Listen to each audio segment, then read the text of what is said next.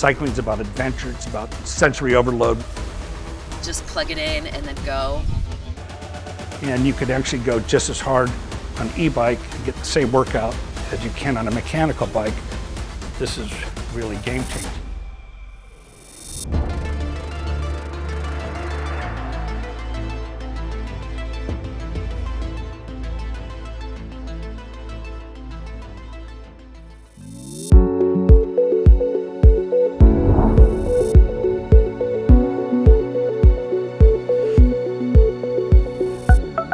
From a racing perspective, you're always looking for the next edge. So it's aerodynamics, it's weight. And I think that's what I'm trying to bring into all our bikes. My name is LeMond. I discovered cycling when I was 14 years old. Moved to Europe when I was 19, raced for 14 years in Europe. I ended up winning the Tour de France 3 times, 1986, 1989, and 1990. I'd started my bike company in 1986 after I won my first Tour de France. I used the sport's first carbon fiber bicycle and realized the competitive advantage of having a lightweight bike. When on a trip to Europe, I rode my first e-bike. I had just broken my back in a car accident and was out of shape, not feeling good. I got on this bike, felt like I was riding as a person in shape. That was kind of the spark that had me really thinking about the benefits of an e-bike.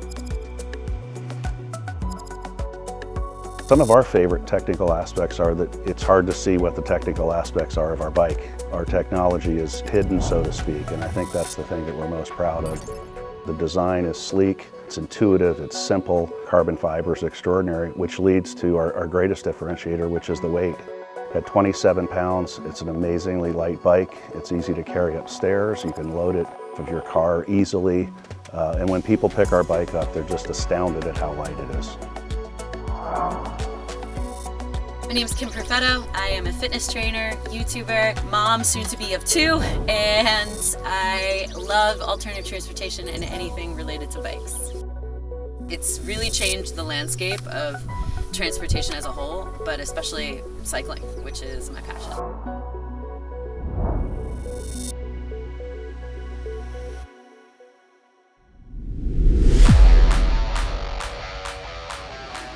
People my age remember the Bionic Woman or the $6 Million Man. It really is the closest thing you can get to like a bionic extension of your own body. You hit our assist and you ride it. When you need a little help, it's there to help you. There's some bikes that just have a throttle. That's not what we do. It's pedal assist. The pedal assist is triggered as soon as you begin pedaling. It will sense the pedals have begun, and we've got 3 levels. And you can set it at the highest level, and as you pedal, it will take you to that level. Bluetooth compatible. Say, for example, you're in the mid-level. The most assist that you would like would be in the middle of the middle level. You would set that on your phone, and then as you're pedaling, and as you need that assist and that cadence, it will take your assistance right up to that level. You can actually ride like a professional rider without being a professional rider at that speed. Oomph from the battery, like the little wonderful assist that when you decide to start pedaling, it just whisks you away into this wonderful place of movement. I love that about an e-bike.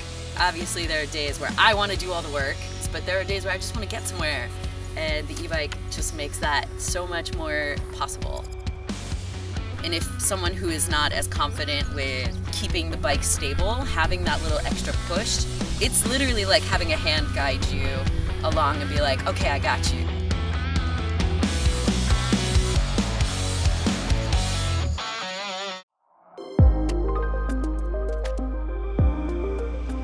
Every aspect of this bike has been just acutely designed by Greg and our bike designers. I believe in carbon fiber is the ultimate engineering design material. You can shape and make a product that you can't with metals.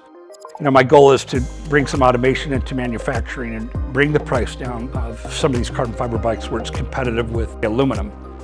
Lightweight, no corrosion, 5 times stronger than steel. From a design perspective, what's more attractive? We have 2 models, the Dutch and the Prologue. Both those are easy to ride. Pure cyclists have really taken to it. Our Prologues are ridden in cycling events right next to cycles that are mechanical, and people can't tell the difference. And I think what I was really trying to appeal to were people that didn't want to be seen on an e-bike.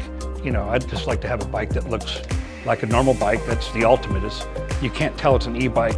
They might want to have an e-bike, but they don't want to look like they're on an e-bike. Some people want style, some people want speed, some people want functionality. There really is space in the market for all of it. And having something that is beautiful and sleek and internal everything is just gonna speak to that consumer and get that person on an e-bike that maybe wouldn't try it before. When you put Greg LeMond's name on a bike, people pay attention, people review it, and the reviews have just been outstanding.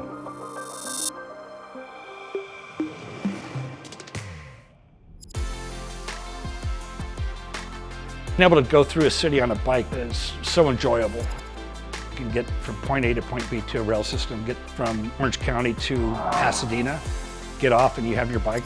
That would be a dream. And that's where e-bikes could maybe change that.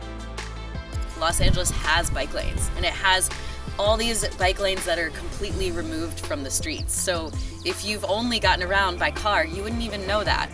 Most Angelenos don't even see bikes. They don't even know it's an option. This is the most car-centric city in America. It's also potentially the biggest market of new consumers to e-bikes. For me, it's changed my life. I've had people that have been addicts, that have been smokers, and they saw the Tour de France in the 80s and they're still riding 35, 40 years later. There's a movement right now that e-bikes have been mainly for commuting, and now there's a big movement for fitness and fun and adventure.